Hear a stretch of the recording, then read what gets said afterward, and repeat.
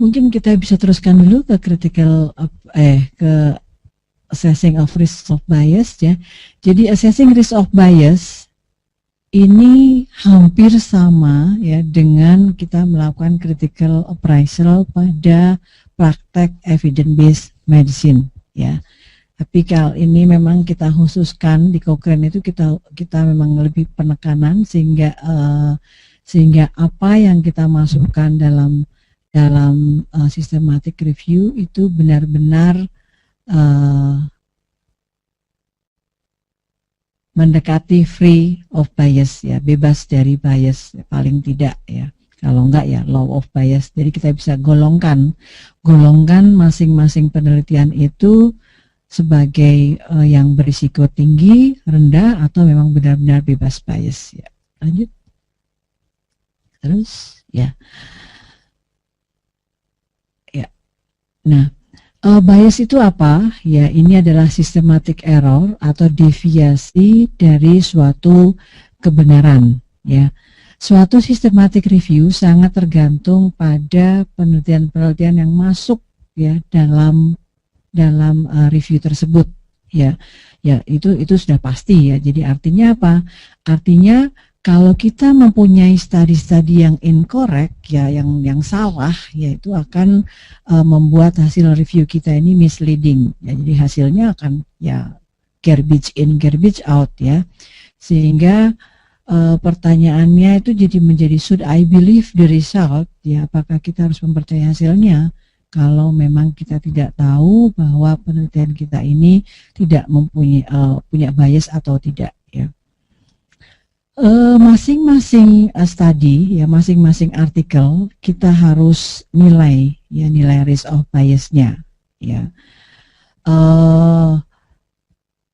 Ada penelitian-penelitian yang tidak detail pelaporannya sehingga kita tidak bisa melihat atau mengukur ada tidaknya bias ya.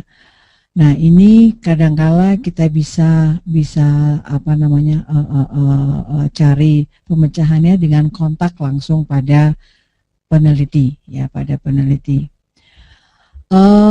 Penelitian risk of bias ini kita perlukan karena apa? Karena hasilnya bisa menjadi overestimate atau underestimate dari efek ya. Jadi kita harus hati-hati. Kalau misal efeknya kok tinggi sekali, nah, berbeda dengan apa yang kita harapkan atau berbeda dengan hipotesis kita. Ya, kita harus lihat apakah hasil penelitian ini ternyata sebagian besar ya ditentukan oleh penelitian yang risk of bias-nya tinggi ya.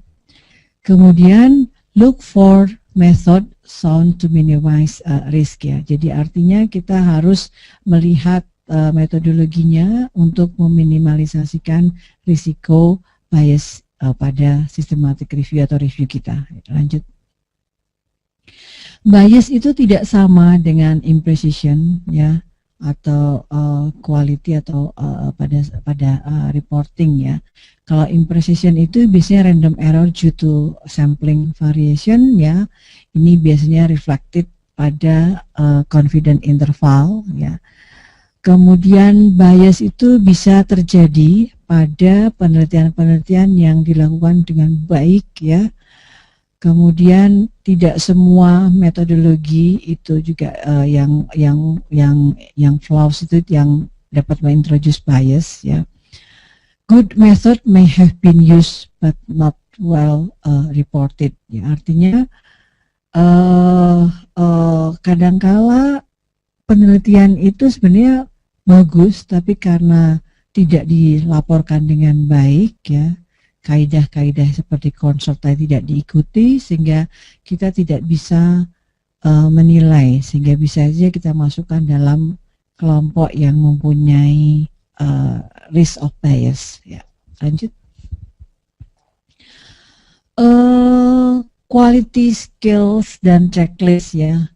Many skills available tadi ya. Jadi kita bisa melihat menggunakan berbagai macam skala mengukur bias ya. Different skills yaitu tentunya ada different conclusion ya.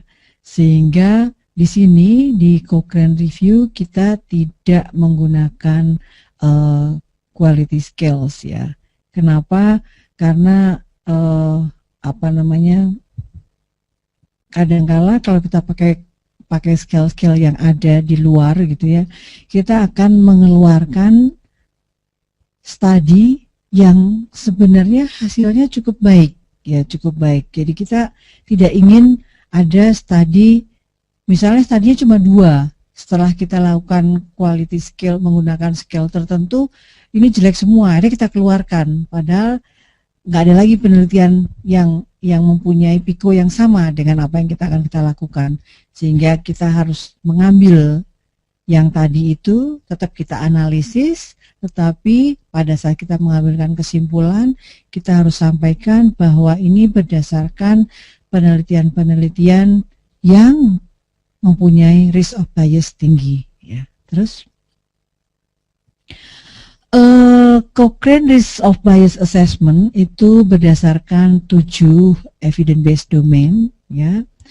Kemudian berdasarkan review author's judgment kita akan menggolongkan penelitian itu sebagai low risk of bias, high risk of bias, dan unclear ya. Assessment ini dibutuhkan untuk nanti pada saat melakukan pengambilan keputusan ya, judgment ya, evidence atau quotes from the paper or other sources, dan juga review author's explanation. Jadi saat kita menjelaskan hasilnya, jadi pada saat juga kita memutuskan apakah hasil ini bisa digunakan atau tidak ya. Terus domains tadi 7 domains yang harus kita lihat ya untuk melihat risk of bias itu ada 7.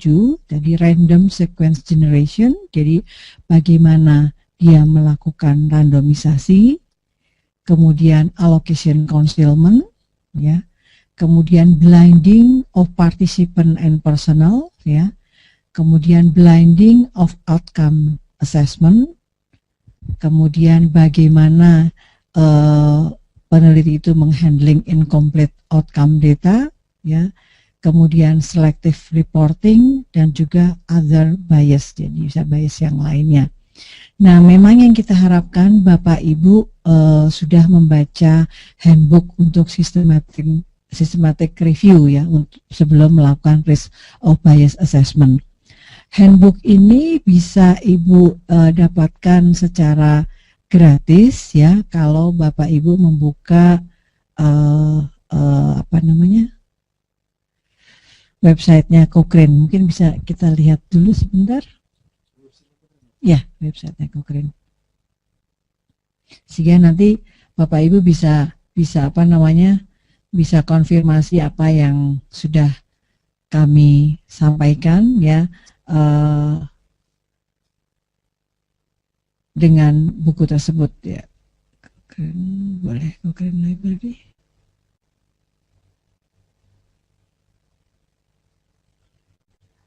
Ya. Jadi ini nanti untuk sekalian saja bahwa Bapak Ibu apa namanya, more resources mungkin ya. Apa Cochrane Review, Cochrane Review yang itu.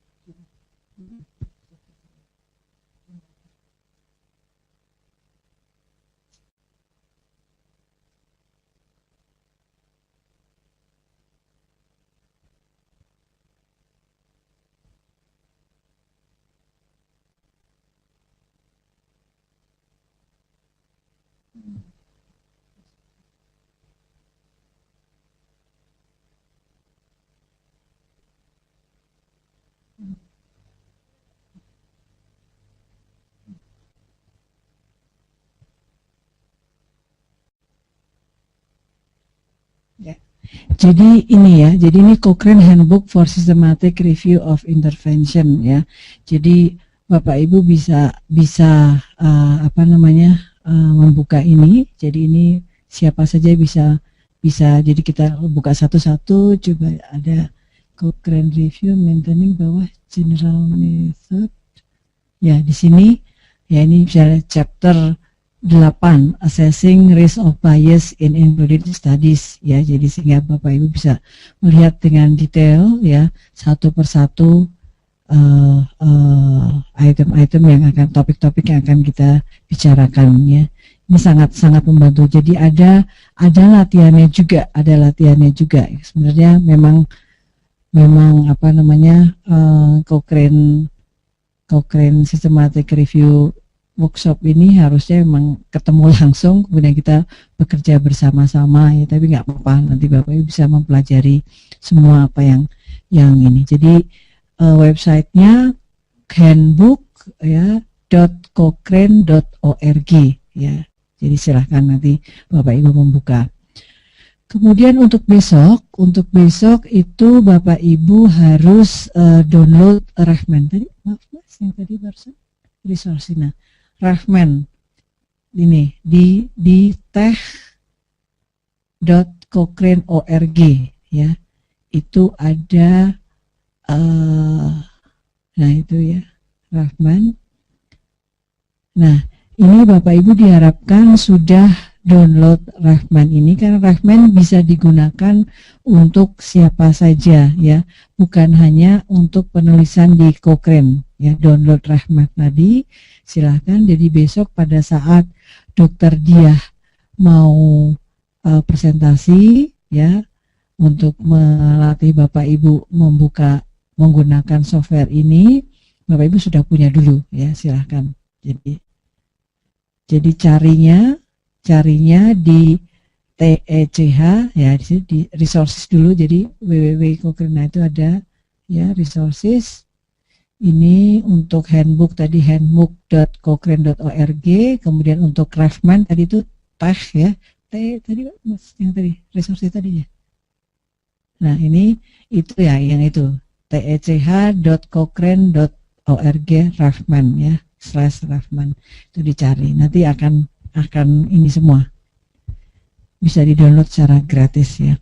Kemudian kalau Bapak Ibu sudah punya Rahman, di Rahman itu nanti ada handbooknya ya. Di Rahman masih jalan. Di Rahman itu ada handbooknya sendiri, jadi nggak perlu buka dua program gitu ya. Jadi di handbook kalau mau nulis ini bingung, langsung helpnya itu langsung lari ke Rahman yang bab apa untuk masing-masing ya. Tapi saya kira saya tidak akan menjelaskan menggunakan Rahman. Nah, minggu depan Dokter Diah akan memulai ya. Kita kembali ke risk of bias. Jadi ini ada 7 domain ya. Sementara mungkin kalau Bapak Ibu belum begitu memahami, ditelan dulu. Kemudian nanti pas baca buku handbook, insya Allah saya kira akan lebih jelas ya. Terus Mas, source of bias ya sebagai introduction ya, itu bisa di semua step dari penelitian ya. Pada saat selection ya, ada selection bias, itu pada saat dari target populasi, bagaimana kita melakukan allocation ya, randomisasi, sehingga target populasi itu terbagi menjadi intervention group dan juga control group ya. Selection of bias, source-nya juga bisa source of bias bisa jadi performance ya, dari performance. Artinya bagaimana karakteristik performance dari kelompok orang-orang yang masuk dalam kelompok intervensi dan kelompok kontrol ya. Detection ini pada saat kita melakukan penilaian atau pemeriksaan atau melakukan diagnosis ya pada kelompok intervensi maupun kelompok kontrol. Kemudian attrition juga sama pada saat kita melakukan assessment outcome ya pada kelompok kontrol maupun kelompok intervensi, dan pada saat kita melakukan reporting atau pada saat peneliti tersebut melakukan atau membuat laporan ya, publication of study outcomes ya. Kita bisa lihat mungkin tujuan awalnya untuk menilai luaran ABCD gitu ya. Pada saat publikasi kita lihat di resultnya loh kok cuman ACD yang B nggak dilaporkan gitu ya. Jadi itu harus kita hati-hati, terutama pada penelitian-penelitian yang bersifat yang mempunyai beberapa publikasi. Coba lanjut. Ini tadi ya saya tekankan lagi, selection bias itu bisa kita lihat dari bagaimana dia melakukan random, peneliti tersebut melakukan random ya, random sequence generation termasuk misalnya bukan hanya misalnya saya mau melakukan simple random. Nah, simple randomnya benar ya, tapi bagaimana dia melakukan simple random tersebut? Apakah pakai dadu saja? Apakah pakai nomor yang dilakukan secara computerized ya? Kemudian bagaimana peneliti tersebut melakukan allocation concealment ya. Allocation concealment itu misalnya si A kan sudah tahu misalnya dari nomor random keluar A B D E B E gitu misalnya gitu ya, apa A B B D D AA lagi CC misalnya, ada 4 grup misalnya seperti itu. Nah, pada saat kita pakai amplop gitu ya. Kalau pakai contoh bagus ya, misalnya ada amplop, kemudian amplopnya itu bisa kelihatan atau enggak gitu ya. Kemudian si A, si B caranya bagaimana mendapatkan amplop tersebut, diurutkan atau tidak, ya itu sehingga kita tidak pernah tahu si A dapat apa, si B dapat apa gitu ya. Kemudian lanjut.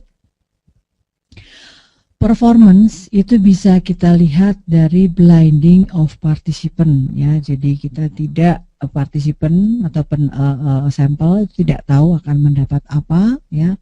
Kemudian personalnya, orang yang terlibat di dalam penelitian tersebut juga tidak tahu si A dapat apa, si B dapat apa. Kalau tahu pun misalnya amplopnya tahu dapat A, tidak tahu A itu apa isinya ya. Kemudian untuk detection bias ya, ini blinding of outcome assessment.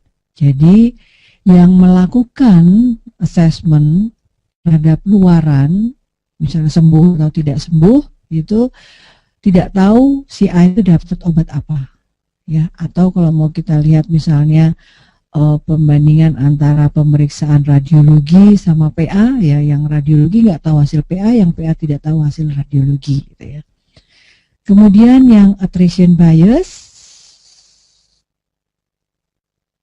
nggak apa-apa, lanjut dulu ya. Nah, ini pada saat kita melakukan blinding assessment ya, hati-hati avoid terms like single blinding and double blinding ya. Ya, jadi artinya apa? Memang kadang-kadang membingungkan ya. Jadi karena kita hanya milih yang single blinding. Memang ada treatment atau intervensi yang tidak bisa kita lakukan double blinding, hanya single blinding ya, sehingga itu karena kondisi situasi tertentu mungkin masih bisa kita masukkan dalam review kita artikel tersebut. Is it likely that blinding was broken? Jadi kita harus memikirkan apakah mungkin blinding itu terbuka di tengah-tengah sebelum penelitian selesai. Ya.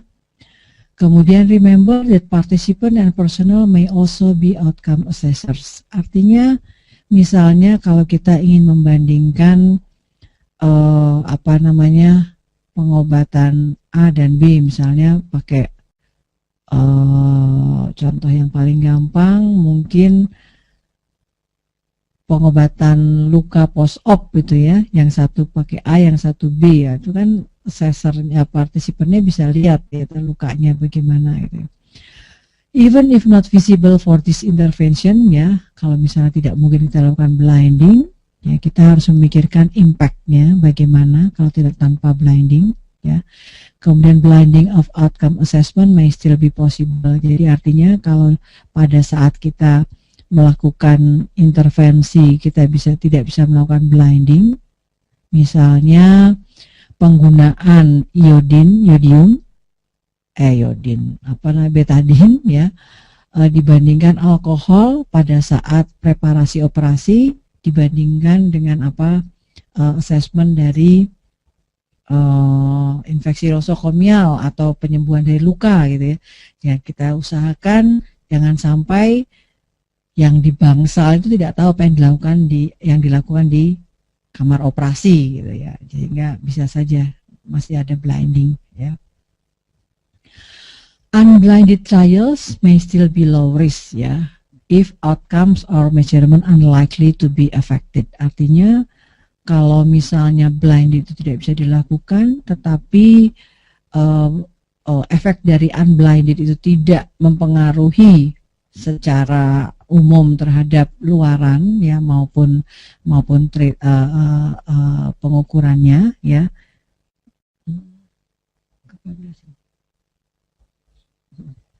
Nah, itu masih bisa kita masukkan dalam kelompok low risk ya. Kemudian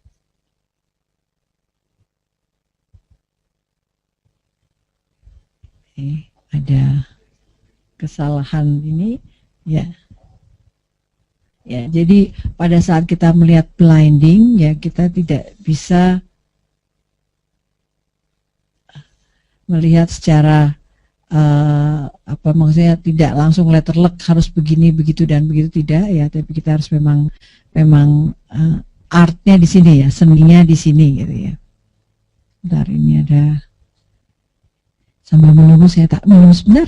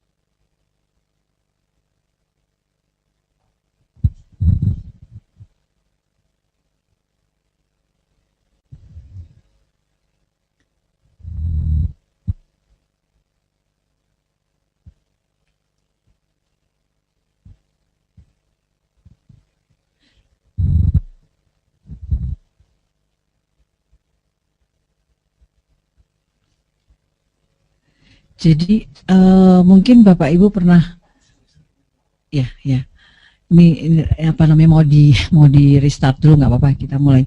Mungkin Bapak Ibu pernah membaca artikel ya yang tidak ada blinding baik itu terhadap partisipan maupun terhadap personal yang mempengaruhi luaran, tapi ada juga tanpa blinding tapi tidak mempengaruhi luaran. Jadi memang harus dilihat kegunaan blinding ini ada atau tidak pada penelitian yang akan kita lakukan atau akan sudah dilakukan tersebut ya. Jadi tidak melulu bahwa blinding itu mempunyai peranan yang utama. Artinya tanpa blinding bisa saja kita masukkan dalam kelompok yang low risk of bias, ya, asal tidak mengubah luaran, ya, tidak mengurangi performance dari pasien. Kemudian, ya, kalau kita bicara mengenai double blinded, ya, kita harus consider bahwa blinding ini berarti kita memang membutakan pada seluruh kelompok, ya, yang pasien yang masuk dalam penelitian, ya, baik itu blinding terhadap pasien tersebut maupun partisipan, juga terhadap family, terhadap orang-orang yang melakukan perawatan, ya, atau terhadap multiple care providers, dokter, perawat, atau other profesional yang involved dalam penelitian, ya, termasuk administrative staff, ya, dan sehingga yang bagus itu penelitian memang menjelaskan, ya, siapa yang dilakukan blinded, ya. Kemudian assessing blinding of a by outcome, ya, ini akan menampakkan bahwa konklusinya bisa berbeda untuk masing-masing outcome, ya, sehingga kita harus lihat, ya, measurement of only some outcomes may be blinded. Jadi kalau luarannya banyak, bisa saja ada yang tidak bisa kita blinded, tapi ada juga yang bisa di blinded, ya. Di sini luaran yang bersifat subjektif, yaitu sangat mempunyai risiko terhadap bias. Yang sebagai contoh, ya, kalau kita luarannya adalah kematian atau quality of life, ya. Assessing blinding by outcome ini bisa diaplikasikan baik untuk menilai performance bias maupun detection bias, ya. Nah, option ini bisa kita lakukan, ya, untuk mendesain, masih belum, ya, Mas, ya, nggak apa-apa, mendesain table atau tabel-tabel yang akan kita buat pada penelitian kita, ya.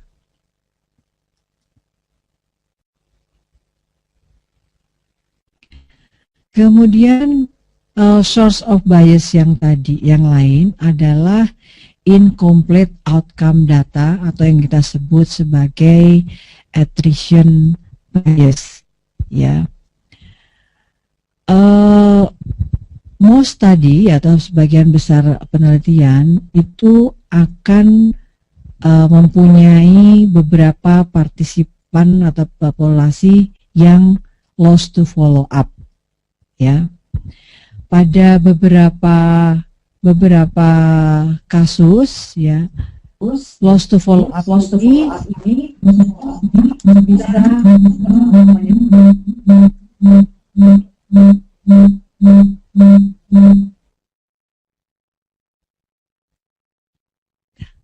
Oke, jadi pada beberapa kasus lost to follow up ini bisa mengintroduce bias, ya, terutama pada saat kita melakukan evaluasi dari luarannya, ya. Kalau ada perbedaan yang bersifat sistematik, ya, orang-orang ini misalnya yang keluar ternyata pada kelompok-kelompok tertentu, ya, atau yang lost to follow itu pada kelompok-kelompok tertentu, ya, kita harus hati-hati, ya, karena ini ada sistematik difference, perbedaan yang menyebabkan ada attrition bias, ya. Jadi kalau kita ingin melihat bagaimana laporan artikel tersebut terhadap incomplete outcome data, ya. Kalau ada lost to follow up, pada kelompok mana lost to follow up tersebut terbagi ratakah atau tidak, atau tidak. Incomplete outcome data ini harus kita perhatikan dengan baik ya. Jadi kalau misalnya complete outcome data for all participant itu tidak terdapat atau tidak masuk dalam review tersebut, kita lihat ya.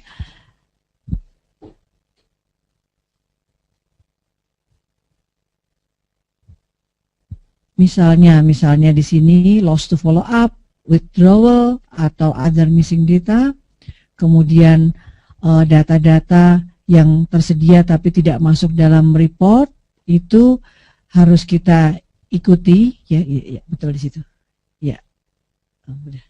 Ya. Karena apa? Karena ini akan menyebabkan menimbulkan attrition bias, sehingga yang harus kita perhitungkan ya, kalau ada incomplete outcome data, kita harus hitung dengan baik berapa banyak data yang hilang pada masing-masing grup ya. Kemudian kenapa dia hilang ya. Kemudian bagaimana data yang tersisa atau data yang hilang itu dianalisis. Jadi sebagai contoh misalnya luaran itu banyak ya, misalnya kita lihat yang satu efek vitamin A terhadap kejadian infeksi, yang lainnya efek vitamin A terhadap ketuban pecah, misal dan lain-lain. Tapi kok yang luarannya ketuban pecah dini datanya ada 50, yang infeksi datanya ada 30. Ya, itu bagaimana penjelasannya sehingga masing-masing itu mempunyai jumlah luaran yang berbeda ya. Jadi hati-hati pada saat kita menilai hasil akhirnya ya. Lanjut Mas. Ya. Kemudian how much is too much missing data? Ya, ini tidak ada simple rule yang kita pakai ya. Kenapa ya? Karena enough missing to meaningful affect the result ya. Jadi kita harus melihat overall proportion of missing data, kemudian even risk-nya kalau kita buatkan dichotomous outcome-nya ya, sehingga harusnya sama gitu ya. Kemudian plausible effect size, kalau misalnya luarannya itu bersifat continuous, kita lihat apakah ada kemungkinan size dari jumlah dari data atau dari sampel itu mempengaruhi hasil ya. Kemudian yang harus kita lihat lagi ya, reasons related to study outcome ya, misalnya kenapa dia missing ya, apakah mempengaruhi luarannya, misalnya menolak ya, atau adanya adverse event atau adanya side effect dari treatment yang dilakukan sehingga dia keluar ya. Missing data or reason not balance between group, atau jumlah missing data dan juga alasannya tidak balance antara kedua grup, itu juga kita bisa katakan sebagai high risk of attrition bias. Terus Bapak Ibu juga mungkin pernah mengenal intention to treat analysis ya. Jadi all participant itu harus dianalisis sesuai dengan grup randomisasinya ya. Apapun yang terjadi pada saat penelitian ya. Jadi jangan dibuang kalau misalnya dia nggak punya luaran atau apapun, masukkan saja ya. Tapi masalah yang mungkin timbul pada intention to treat analysis ini adalah non-compliers ya. Biasa kadang-kadang non-compliers itu excluded dari analisis karena tidak comply, dia di-excludekan ya. Kemudian kalau kita lihat as treated analysis, ini non-compliers move between groups ya, yang tadinya dari grup A bisa ke grup B, atau adanya imputation of missing values ya. Nah ini ada beberapa peneliti yang melakukan imputation. Artinya apa? Artinya dia mengambil data lain atau data biasanya yang dipakai adalah mean-nya ya, reratanya yang dianggap menggantikan yang missing values. Nah, asumsi ini bisa saja inappropriate ya, sehingga kita harus konsul pada statistician bagaimana mengenai hasilnya. Kalau itu dihilangkan, apa yang akan terjadi ya. Sehingga pada saat kita melihat intention to treat analysis ini, kita harus mengkonsultasikan ya artikel ini pada penelitinya. Mungkin saja kita harus memasukkan ya sampel-sampel yang sudah data-data yang sudah di-exclude tadi ya, kita masukkan kembali pada saat kita melakukan systematic review. Tapi mungkin untuk hal ini Bapak Ibu tidak perlu melakukan karena Bapak Ibu tidak akan melakukan meta-analisis ya, tapi Bapak Ibu hanya ingin menilai mengenai risk of bias hingga artikel-artikel yang masuk dalam penelitian Bapak Ibu memang yang mempunyai risk of bias rendah ya. Lanjut.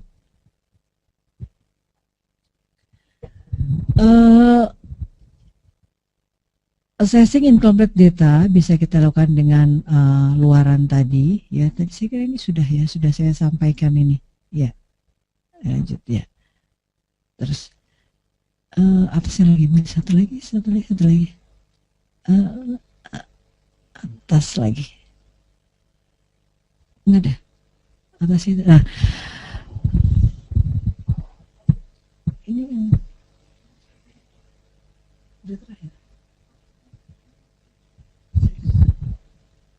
yang incomplete outcome data yang ini.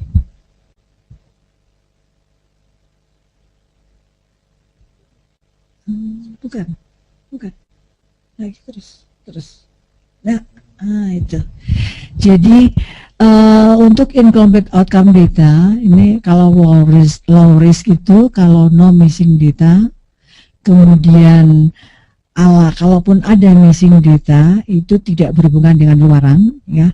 Kemudian kalau ada missing data itu balance ya, terbagi rata ya pada across group, seluruh grup, dan alasannya itu sebanding ya, hampir sama ya.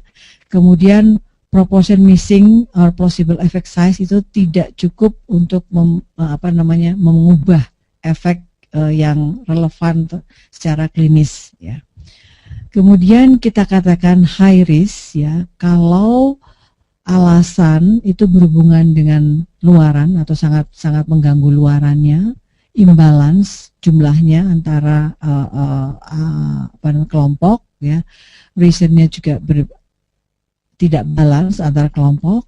Kemudian proportion of missing or plausible effect size ini dapat mengubah efek klinis secara yang relevan ya. Kemudian juga inappropriate pada saat melakukan imputation ya. Lanjut. Kemudian source of bias yang lain adalah reporting ya, reporting atau selective reporting. Kita lihat selective reporting. Lanjut. Ya, jadi selective reporting itu akan menyebabkan reporting bias ya. Jadi statistically significant result more likely to be reported ya. Seringkali peneliti itu hanya melakukan penulisan atau laporan atau publikasi pada penelitian atau hasil luaran yang signifikan ya. Kemudian ini memang sulit untuk kita deteksi, lebih sulit karena apa? Karena kita tidak punya studi protokol atau kita tidak punya proposal penelitiannya ya. Sehingga yang bisa kita lakukan adalah untuk compare method to result ya. Jadi metodologinya apa ya? Kemudian hasilnya bagaimana ya?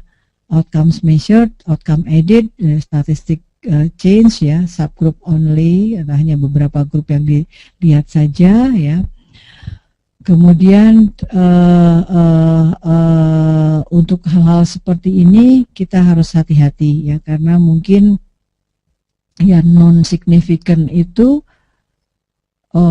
berguna untuk review kita, ya berguna untuk review kita, walaupun memang kadangkala pelaporan tadi disebutkan bahwa ini tidak signifikan sehingga angkanya nggak keluar, nggak bisa kita retrieve untuk melakukan meta analisis, ya.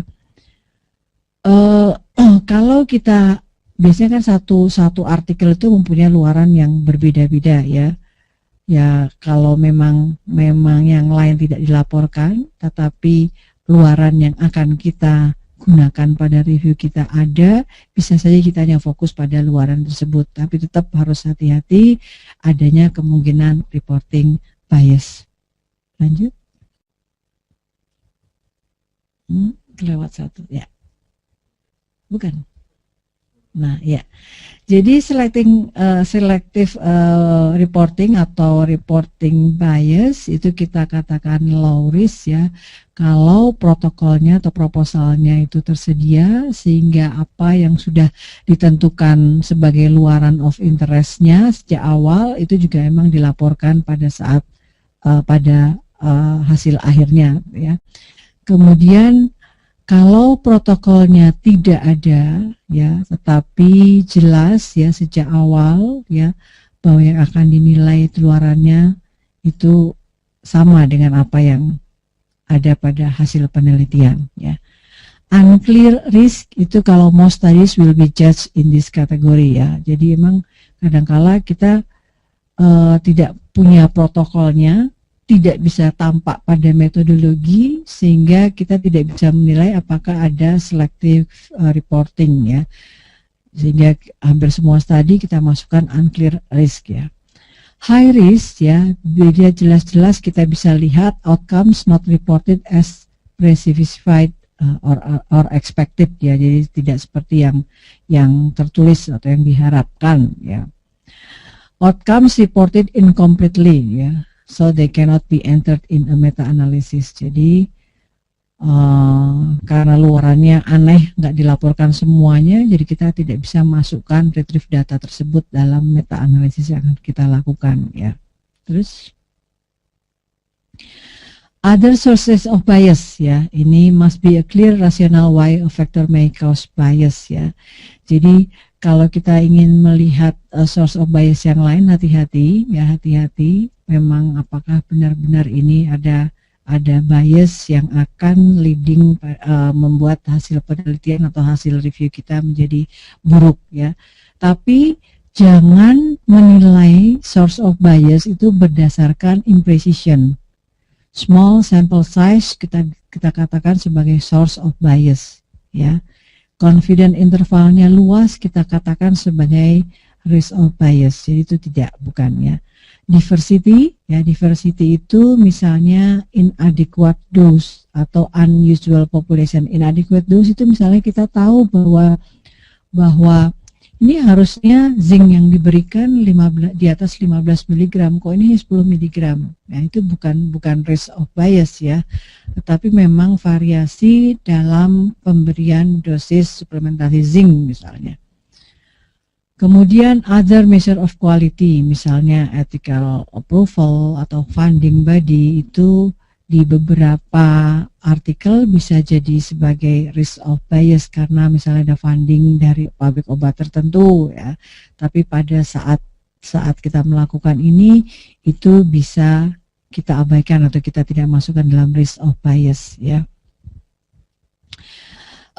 Jika mungkin kita harus bisa mengidentifikasi beberapa hal yang memang harus kita masukkan dalam proposal penelitian kita yang harus kita tekankan, ya. Misalnya suatu penelitian tertentu membutuhkan luaran atau penilaian terhadap luaran yang akan kita cari itu detail, ya, kita harus lihat. Contohnya misalnya setelah kita pemeriksaan zinc pada darah pada ibu hamil atau pada siapapun, gitu, ya. Nah, kita harus lihat bagaimana dia menghandling darah yang diambil. Setelah darah diambil, bagaimana, apa yang dilakukan, itu harus detail. Kalau enggak, itu bisa masuk risk of bias juga. Karena apa? Karena darah yang bersinggungan dengan udara kamar itu bisa mempengaruhi luaran apa namanya pengukuran zincnya ya. Lanjut.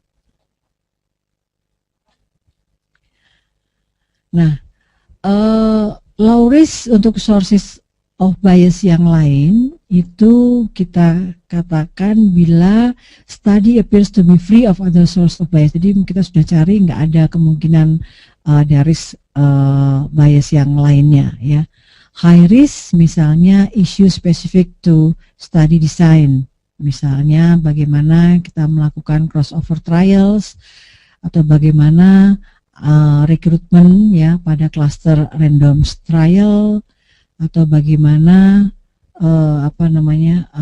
penelitian-penelitian yang bersifat non-randomized study ya, apakah dia akan mempengaruhi hasil yang akan kita lakukan ya, akan kita review ya. Kemudian baseline imbalance, jadi artinya sejak awal sudah beda. Block randomisasi yang pada penelitian-penelitian unblinded ya. Differential diagnostic activity ya, adanya DD yang berbeda atau other bias yang bisa kita identifikasi ya. Lanjut. Nah, setelah selesai kita harus melakukan plotting pada tabel tertentu.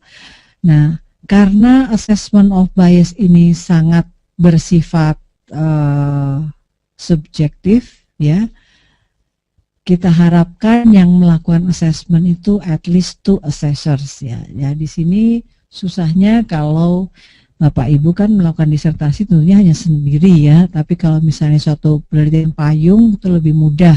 Jadi siapapun peneliti atau kandidat pengambil S3 atau S2 barengan ngambil satu penelitian yang serupa, itu bisa bekerja sama untuk menilai semua artikel ini ya. Jadi ensure all understand the methodological issue, include content and method expert. Ya, jadi kalau bisa memasukkan ahli dalam konten dan juga ahli terhadap metodologi ya. Kemudian pilot on 3 or 6 studies to check consistency of assessment. Jadi kalau bisa kita lihat adanya konsistensi dari penilai, karena bisa saja yang satu bilang low, yang satu bilang high ya. Kalau yang satu low, satu unclear aja masih agak mending gitu kan. Define in advance the process for resolving disagreement. Kemudian kita harus tentukan kalau ada disagreement antar 2 assessor ya. Look for missing information. Jadi kalau ada missing informasi, kita harus cari proposalnya, kita harus kontak authors-nya ya. Risk of bias tables ya. Ini harus kita lakukan satu studi, satu penelitian, kita bikin satu risk of bias table ya. Dan judgementnya untuk masing-masing domain ada 3 kriteria seperti kita sampaikan tadi, low risk, high risk, dan unclear. Unclear ini tentunya kalau kita tidak mendapatkan informasi yang cukup ya untuk melakukan judgement ya.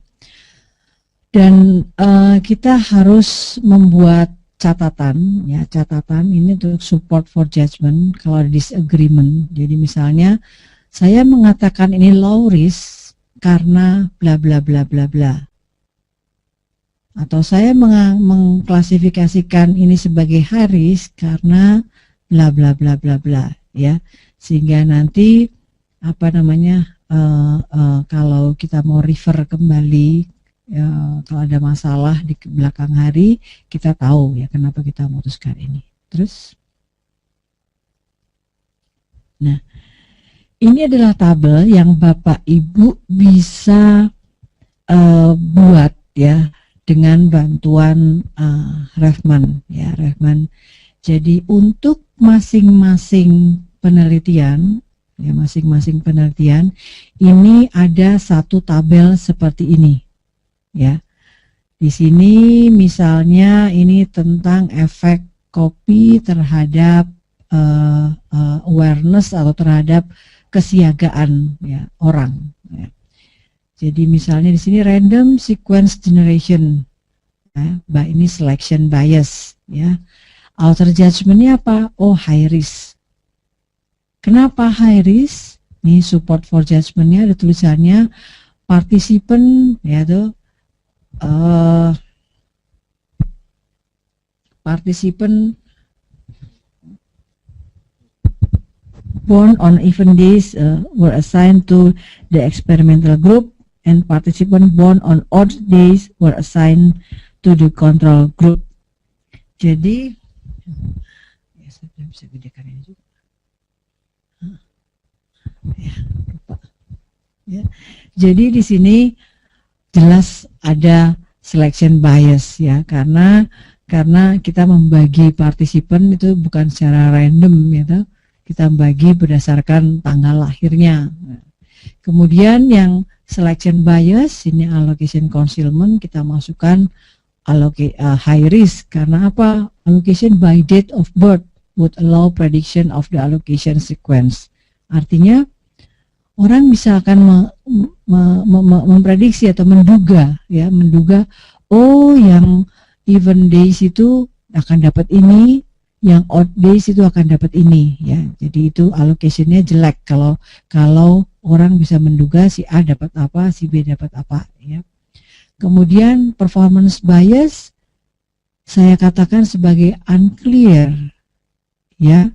Karena apa? Karena caffeinated and decaffeine coffee, jadi kopi yang dipakai kafein sama tanpa kafein itu tampakan luarnya itu identik, hampir sama. Colornya, warnanya juga sama, taste-nya juga sama.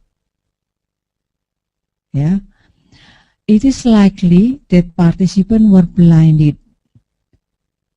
Blinding of study personnel was not described. Ya. Jadi sepertinya kayaknya di blinded, ya, tapi nggak disebutkan di penelitian ini apakah di blinded atau tidak, ya. Walaupun identik sekali itu kopi, ya, dua macam kopi itu, ya. Kemudian, tapi karena nggak dijelaskan kita masukkan unclear. Kemudian contoh yang berikutnya detection bias, blinding of outcome assessment atau self-reported outcomes. Di sini dikelompokkan sebagai unclear risk, ya. Kenapa? Karena pada penelitian ini tidak dijelaskan bagaimana dia memasukkan atau menilai outcome assessornya itu di blinding atau tidak. Kemudian untuk detection bias yang blinding of outcome assessment, ya, yang reaction time, ya, ini low risk. Low risk. Kenapa? Karena nggak describe juga, nggak ada keterangannya juga, ya. Tetapi sepertinya nggak akan mengganggu measurement of this outcome, dari pengukuran pada outcome ini. Kemudian incomplete outcomes data, attrition bias, ya, ini saya sebutkan sebagai high risk. Kenapa? Karena outcome data for adverse event were only reported, ya, hanya dilaporkan pada hari 53 dari 58 partisipan pada KVN group. Kemudian reason untuk follow up-nya nggak dilaporkan, tapi jumlahnya kok beda, gitu, ya. Kemudian reporting bias, ini saya sebutkan sebagai high risk. Kenapa? Ya, karena yang alertness was the primary outcome of the study, but data were not reported. Loh, ini kewaspadaan sebagai primary outcomes, tapi datanya nggak ada, gitu, ya. Jadi harus hati-hati. Other bias, low risk, karena nggak ada risk of bias yang lain yang bisa dapat diidentifikasi. Ya, lanjut. Jadi kita harus melakukan risk of bias tersebut karena bias tadi dapat menyebabkan review yang misleading, ya, salah arah atau hasilnya beda, ya. Ada 7 domain bias yang harus dinilai, ya. Kemudian kita harus menjelaskan apa yang terjadi secara detail dan kemudian kita putuskan, ya, apa judgement kita untuk artikel tersebut. Ya, ini jadi kira-kira risk of bias-nya yang harus kita lakukan ya, take home message-nya seperti ini. Kemudian kita lanjutkan berikutnya masih risk of bias juga. Yang kedua yang 6B. Yang 6. Ya. Nah, kemudian kita harus melakukan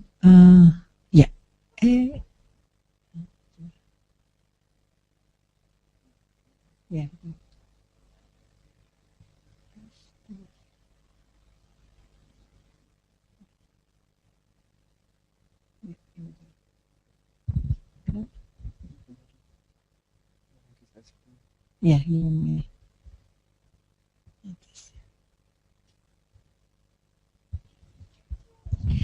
Jadi ini all reviews address all domains ya. Tapi kadangkala kita bisa dapat memilih memilih satu atau dua yang menjadi priority atau prioritas dalam review kita ya. Kemudian kalau kita memilih satu atau dua bias tertentu, kita harus menyebutkan kenapa kita tidak mengabaikan bias yang lain ya.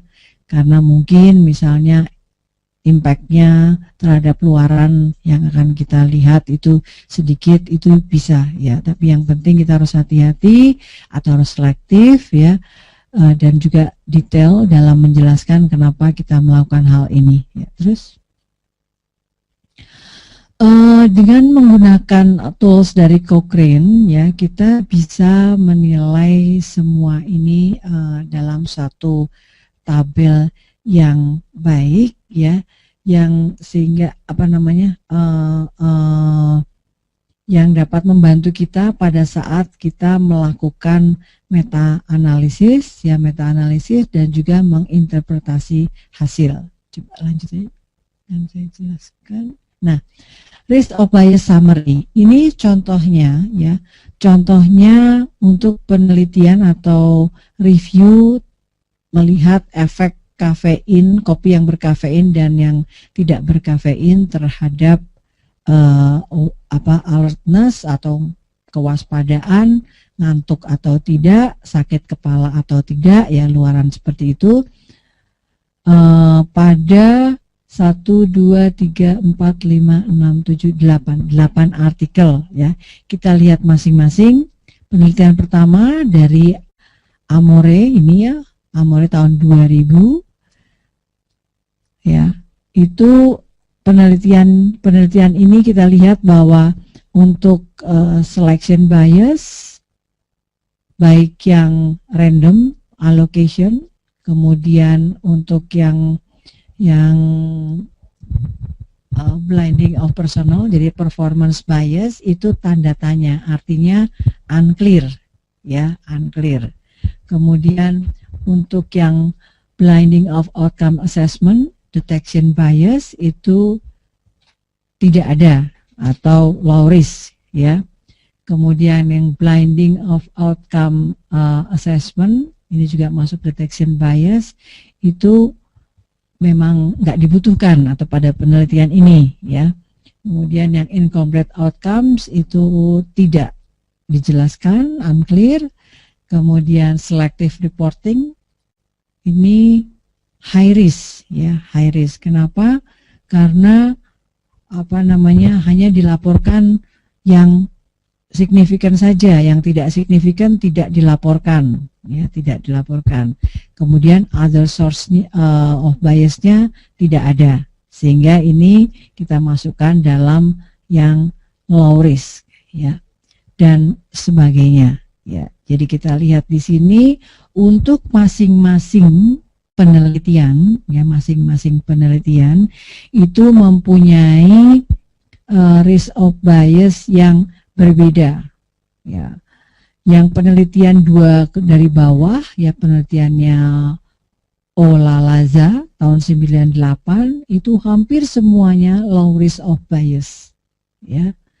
Tetapi mungkin kalau kita lihat penelitian yang Mama Kava tahun 99 itu ada 4 item yang high risk, ya, 3 item low risk, dan 1 unclear. Ya. Nah, apakah kita harus mengeksklud penelitian-penelitian yang jelek seperti ini? Atau kita tetap masukkan pada review, ya? Siapa yang harus menentukan ini? Ya, nanti akan kita bahas juga, ya. Lanjut. Risk of bias graph bisa kita tampilkan dalam gambar juga, ya, dalam gambar juga, hanya untuk melihat, ya. Kita lihat ternyata penelitian-penelitian yang masuk dalam review saya itu 25% memiliki selection bias, 25% memiliki allocation concealment yang buruk sehingga menyebabkan adanya selection bias. Kemudian 50% itu ada reporting bias, ya. Ya. Ini juga tidak membuat kita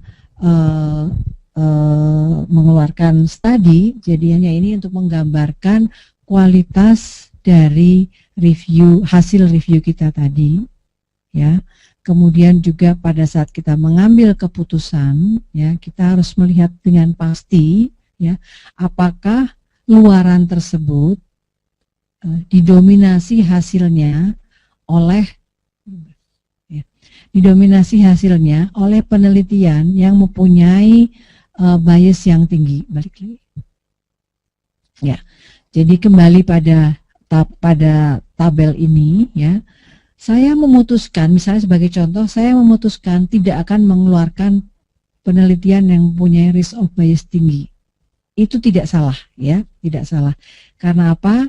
Karena pada saat kita melakukan meta-analisis dan kemudian mendapatkan hasil, ya, kita bisa tahu dengan pasti penelitian mana yang berkontribusi paling besar pada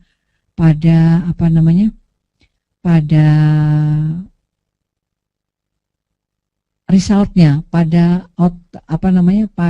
hasil akhirnya, ya. Nah, ini penting. Kenapa? Karena jadi nanti pada saat kita membuat kesimpulan, kita katakan bahwa memang ternyata misalnya kafein itu menyebabkan ngantuk atau menyebabkan hilang ngantuk atau apapun itu, tetapi kita tahu bahwa ini berdasarkan penelitian yang punya risk of bias tinggi, ya. Jadi siapa yang harus menentukan, ya, tergantung kita sendiri. Nah, kalau ini kita aplikasikan pada review yang Bapak Ibu lakukan untuk menulis disertasi, ini juga tergantung kebutuhan Bapak Ibu. Artinya apapun itu, Bapak Ibu harus tahu bahwa penelitian yang saya gunakan sebagai referensi ini mempunyai risk of bias yang besar. Oh, yang ini baik sekali, ya, karena saya tahu bahwa tidak semua Bapak Ibu akan melanjutkan disertasi ini menjadi suatu systematic review, ya. Tapi paling tidak gaya ini atau bukan gaya, cara ini bisa digunakan untuk melakukan review untuk menulis, biasanya di latar belakang, di tinjauan pustaka, dan juga nanti pada saat pembahasan di mana Bapak Ibu banyak menggunakan artikel-artikel orang lain, ya, untuk memperkaya disertasi Bapak Ibu. Saya kira hanya itu yang bisa saya sampaikan, ya, untuk materi ini. Monggo kalau ada pertanyaan atau mungkin nanti Bapak Ibu membaca dulu handbooknya, ya, sehingga bisa ada diskusi di pertemuan berikutnya.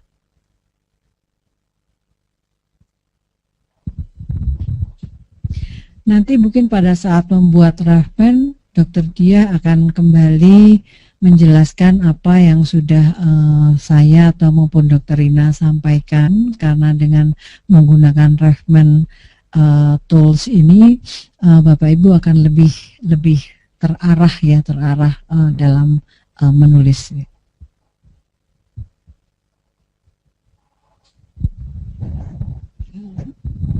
Ya, silahkan kepada Bapak dan Ibu peserta telekonferensi. Apabila ada yang ingin ditanyakan, sudah kami persilahkan. Silahkan untuk mengangkat tangan atau menulis di bagian question.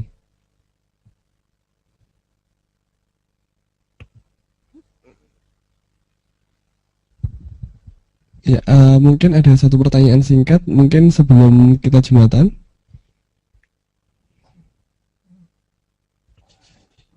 Belum ada, Dok? Ya.